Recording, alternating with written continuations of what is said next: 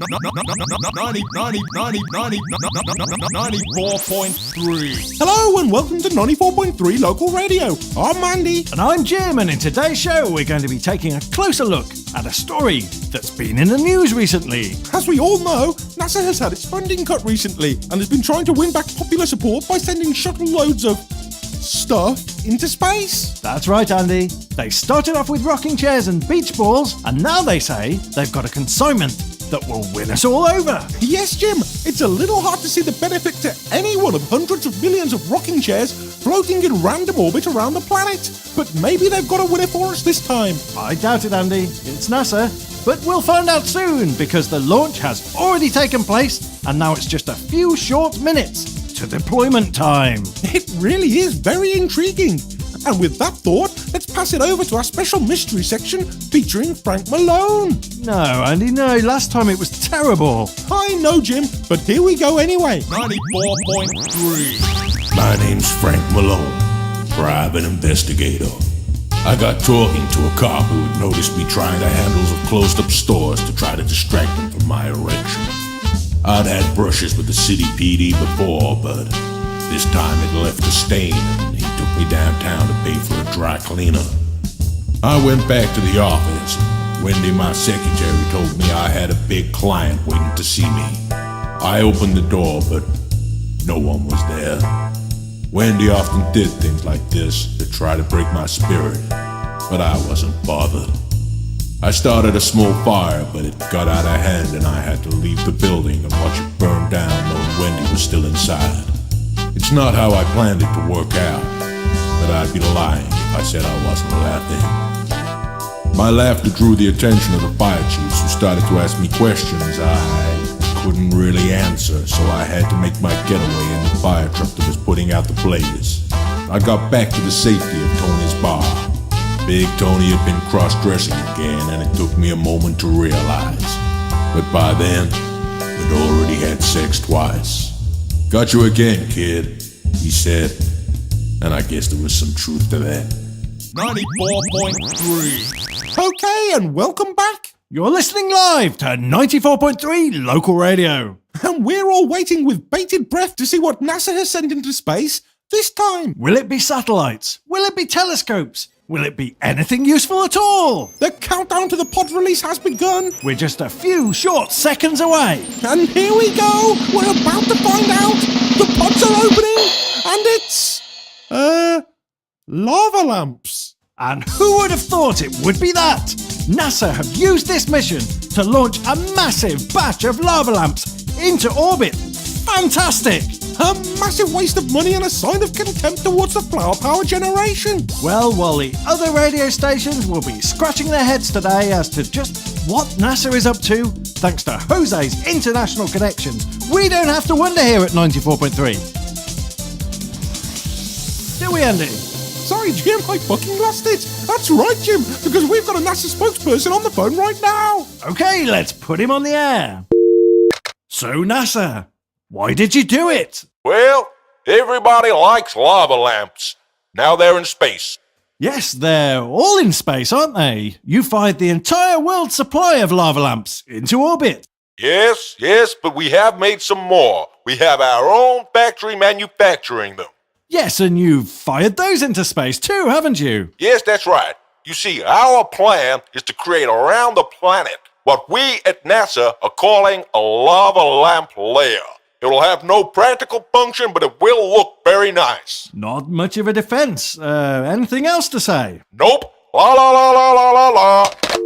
Well, he's clearly wasting our time. Well, why don't we give the public a chance to answer back by throwing open the phones to call us from around the local area? Okay, line 1, you're on the air.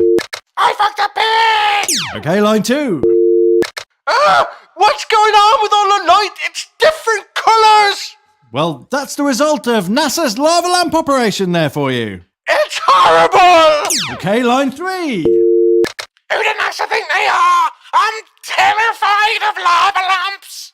Really? Why's that now? Why what? Why are you scared of lava lamps? I'm not scared of lava lamps. I'm terrified of them! Ah! Well, Jim, a lot of morons out there today. Looks like Jose's team of intellectual hit squads are starting to take their toll. Yes, indeed, Jim. And so a quick reminder out there to anybody who uses multisyllabic phrases in everyday conversation, it is unquestionably detrimental to your health. Huh? What is this now? Hey, Andy, you want to use big words, huh? No, Jose. Not at all. You best not be, huh? And you, Jim, why are you wearing that dress? Well... Yes, of course. I told you to wear that dress, didn't I, Jim? Yes. And you did, didn't you, Jim? You put on the dress. Yes, Jose. Who is the big man now, eh, Jim? You are, Jose. I am the big man, and you're the little girl in the dress, eh? Yes, Jose. You beat him at cards again, didn't you, Jim? He beat me at cards and he shouted at me, who is the man? Oh, dear. So, Jim, who is the man? You're the man, Jose. And who is the little girl in the dress? I am, Jose. That is right. Now, boys and little girls, what are we going to do about all this NASA shit, eh? It is fucking up my satellites. Well, we don't know, Jose. You get it down. It is your job. You know space people. Well, okay. It looks like we've got another space mission on our hands, Jim. Yes, Andy. For no good reason whatsoever, we have been designated the task of cleaning up outer space from the ocean of lava lamps that surround our planet. Okay, shall we get Fred on the phone then? Yeah, okay then, Andy. Why not? Okay, so while Jim puts the call through to the prison Fred is held, why don't we play some adverts? 94.3. Do you want the lactose secretions of bovines placed beside your domicile? Then why not have milk delivered to your door by Townsend Milkmans? Our milkmen don't have off days like some other milkman companies because we pep our milkmen up with hardcore drugs like acid and speed. Our milkmen are the happiest and cheeriest you'll find. Except when they're not. But 9 times out of 10, their psychotic breakdowns manifest in self-harm and almost never result in the kind of massacres and murder sprees reported on the news. You can book our milkman with near total confidence that almost certainly our milkman's friendly, smiling face won't be the last thing you ever see. 94.3. Hello and welcome back to 94.3 Local Radio. Well, Jim, do you have Fred on the phone yet? You betcha, Andy. Hello, Fred. Are you there? Yes. Hello, boys. You're live on 94.3. Good to speak to you again, boys. Love the show. So, Fred, you're back in prison. By now, we expect a man of your size and disposition will be your cellmate's bitch. No, boys. Not at all. In fact, I'm king of E-Wing. My word, how did you achieve that? Using your intellect and wits, no doubt. No, boys. You forget I've been locked up for some time now. I've been pumping iron and am prison fit. I've been cracking skulls and pumping arse. Really? My word. So you've got a tear tattoo and everything? Well, my cellmate has, if you know what I mean. Ha ha ha. Well, Fred, we've got a special job for you. Do you think you can help us? No, not interested. I feel happy here. This is my home now. Come on, Fred, you know that's not true. Yes, it is. I've been institutionalised. It's been 3 weeks, Fred. Yes, that's right. I'm standing my ground this time, boys. Well, okay, I suppose, Fred. Fred, you fucking bastard! You do what we tell you now, or I get my men in prison to kill you, eh? I told you, Jose. I control E-Wing now. Come and get me, bitch. Yes, Fred. I hear that you have the whole place on lockdown now. Only when I need, Jose. You're fucking up my drugs mules getting into prison! Too bad, Jose. Lockdown is the only way I can get all the hookers in and out. Okay, boys. I take this call. Now listen here, Fred. We are both reasonable men, eh? Well, okay. Looks like Fred's out of the question then, Jim. Any other ideas? Didn't one of the astronauts from the space station survive in the end? Good memory, Jim. You know, I think you may be right. Philip 309, if I'm not mistaken. Well, it looks like we'll need Philip 309. Where is he? I don't know. Jose had him taken away. Okay, so as we try to relocate the misplaced astronaut, why don't we take this opportunity to play some adverts? 94.3. Enroll your child at Althrop's famous boys' school and have them beaten by hostile strangers. Your child can enjoy the finest second-rate education whilst cowering in fear of the brutal sodomizing that is bound to come his way by his classmates or any member of our deranged teaching staff. We can assure you the finest in psycho-induced trauma-based mind control during your child's most formative years. And if they don't go on to be a raving psychopath, we'll give you your money back. Althrop's Boys' School, because having kids is great, but raising them is a job for strangers. 94.3. Hello and welcome back to 94.3 Local Radio. And just as soon as we can, we'll speak to Jose and ask him where on earth he keeps his captives. Oh wait, here he comes now. Okay, Fred, okay. So we understand each other, eh? We agree. It is war! Okay, amigo. I talk to you later. He is a good man. Hey, Jose, when you have people taken away, where do they get taken? You know, you ask a very interesting question. I have no idea. Let's find out, eh? Guards! Yes, Mr. Mancini. When you take people away, where do you take them? We throw them in the dungeon. They throw them in the dungeon. What, really? So, like, Michael McGuinness and Philip are all still down there? Do you feed them? No, we do not feed them. They have a McDonald's down there. Mr. Mancini had us take one away. Oh, yes, yes. I remember. And a Burger King, too. Yes, Mr. Mancini. They live in the lap of luxury down there. But they can never leave. Okay, guard, good, huh? You go get Philip now. Okay, Mr. Mancini. You know, boys, the guards never told me they had a dungeon.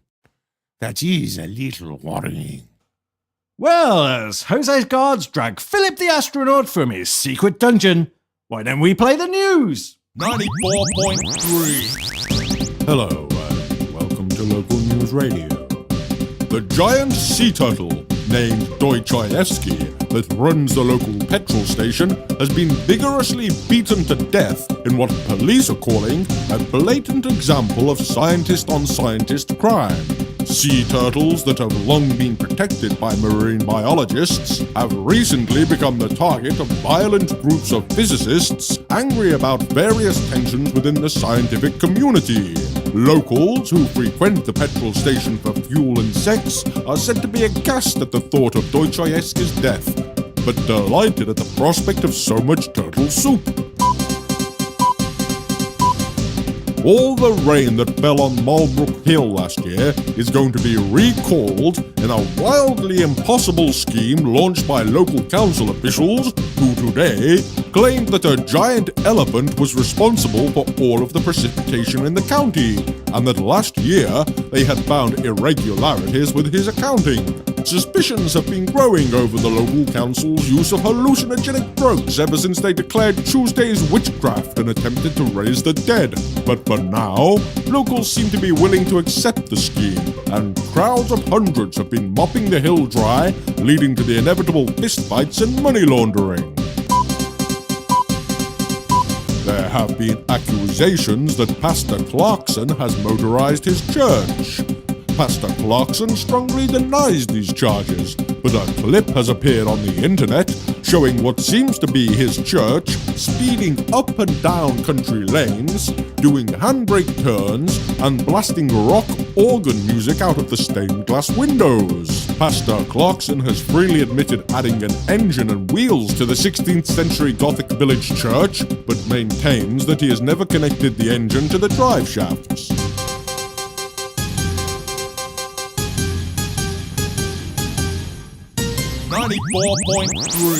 Hello and welcome back to 94.3 Local Radio. And we're waiting for the guards to bring us Philip the NASA astronaut. And, oh wait, I think this is them now. Well, hello, Philip. Hey there, guys, how you doing? You're working for them, right? Working for who now? Jose. Don't play dumb with me. You're working with the Anunnaki. The what now? Oh, that's right. Philip's been locked up in the dungeon with Michael McGuinness.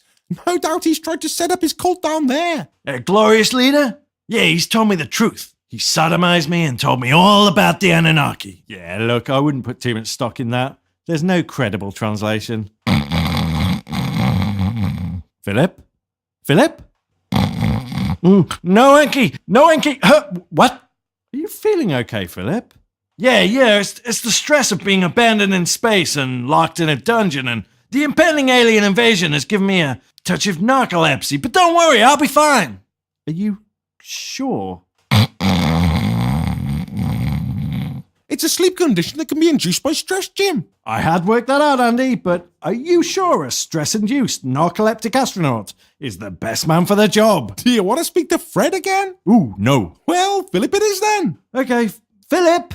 Philip, wake up! Burger and fries, please. What? Okay, we got a little job for you. What now? Okay, so while we explain to Philip here what we want him to do, it's time to pass it over to the news. Already played the news, Jim. Okay, then let's play some adverts. No adverts left to play, Jim. All right, well, thanks for listening, everyone. See you next time. 94.3